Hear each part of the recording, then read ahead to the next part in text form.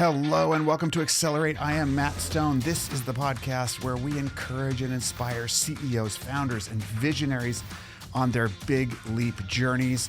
We talk about the stories and strategies that will help you accelerate toward your big leap destination with purpose, humility, an open mind, commitment to growth, and recognition that the way we get there is at least as important as where we end up. And I'm so delighted that you've tuned in today. And it is Monday, September the 26th, and we are back after a nice weekend of rest, recovery, a little recreation. My wife and I went to a Japanese place last night with some of her new friends who are also Japanese, and went to a yakitori place in Manhattan, and just had a wonderful time. It was phenomenal. In fact, a lot of restaurants, at least that we've encountered here, if they're Japanese, they're not run by Japanese, and so the food has a theme of being Japanese, but it isn't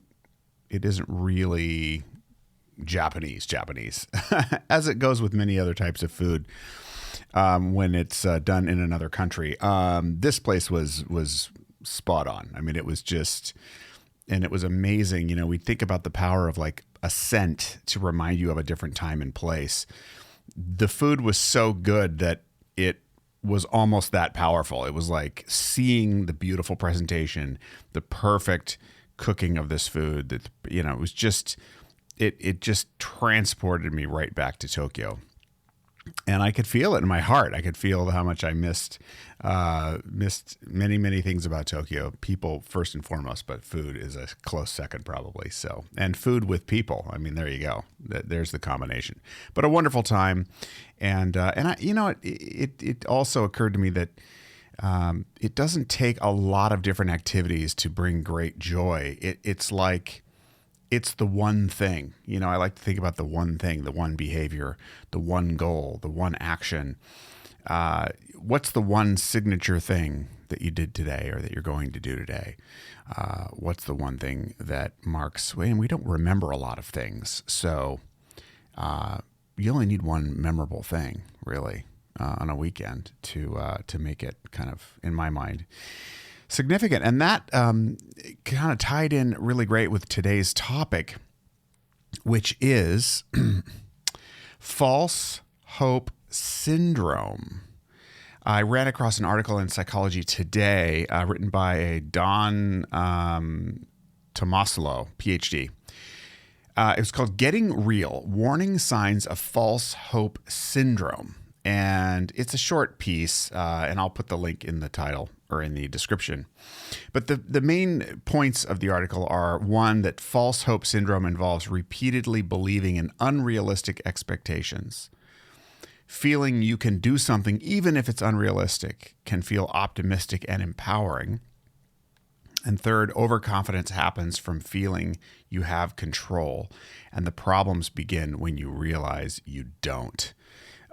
So a lot there, and I'm not going to go into each of those deeply, but what resonated with me particularly here was, American culture in particular, kind of running deep in American culture. If you've ever watched nighttime television, or now it's, a lot of it's online, but when I was growing up, it was like, TV at night, or if you were home from school or something and you were watching daytime TV, you just see a lot of people coming on there telling you how you were going to transform your life and you were going to do it quickly. And, you were going to have the body you always wanted, the money that you could only dream of.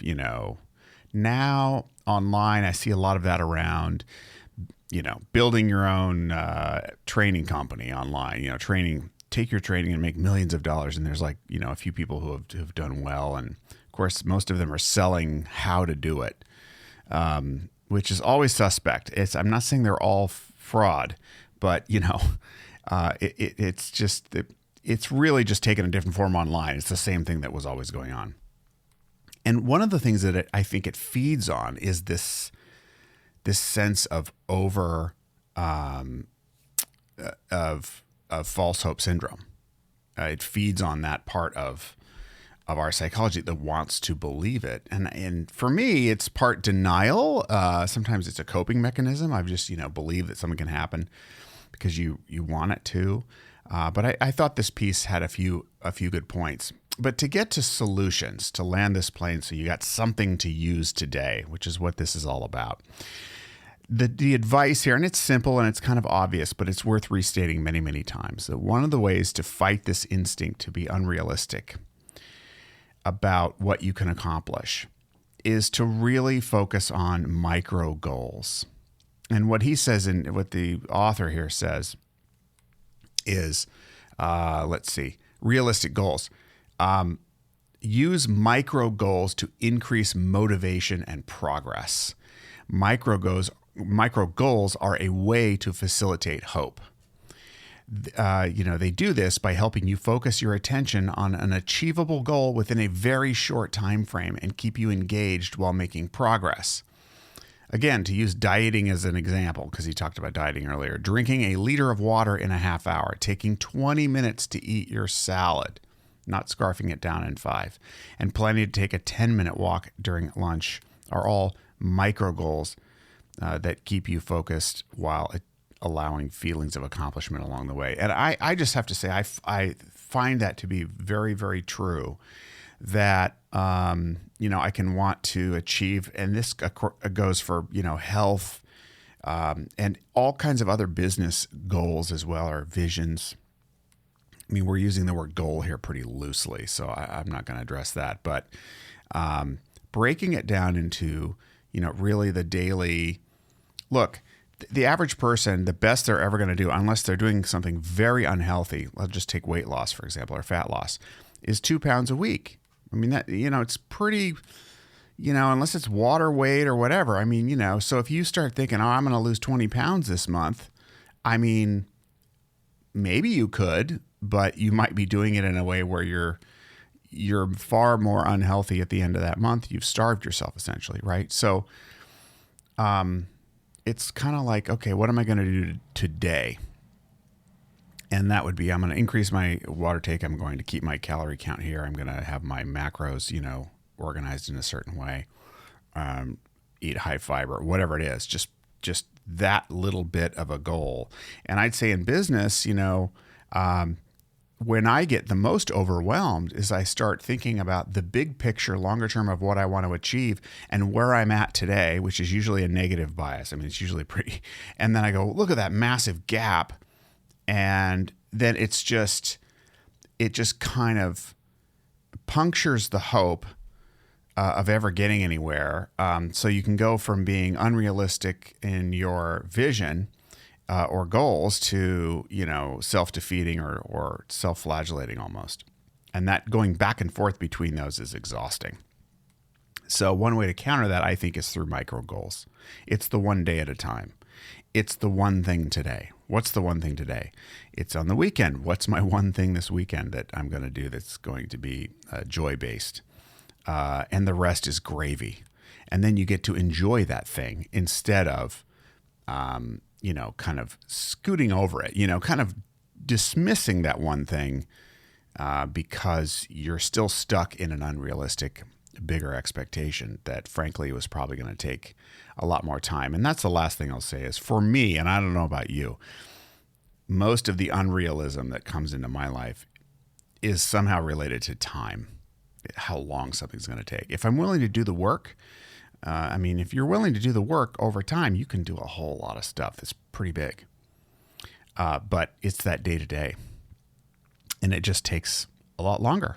It takes a lot longer to adjust to a new place. It takes a lot longer to build, a business than you think, or to build a brand, or to whatever it is, to get off. It's never that quick and easy. And that's why maybe marketers have made lots of money telling you that it is quick and easy. It isn't. Never is. But it is possible. So I hope that helps. What's your micro thing for this Monday? We'll call it Micro Monday. And I hope you take that little micro tip with you and have macro success today. What's the one thing that's going to make your day great? All right. Thank you for listening. As always, we're on the web at mattstone.co, mattstone.co.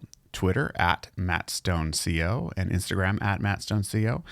I've been hearing back from a few people that they've been sharing the podcast with friends and family, and our numbers are showing that. So really grateful. I think we're well over 2,200 downloads. We just celebrated 2,000. So we're growing, and I'm really grateful for that. So as we grow, may you grow as well.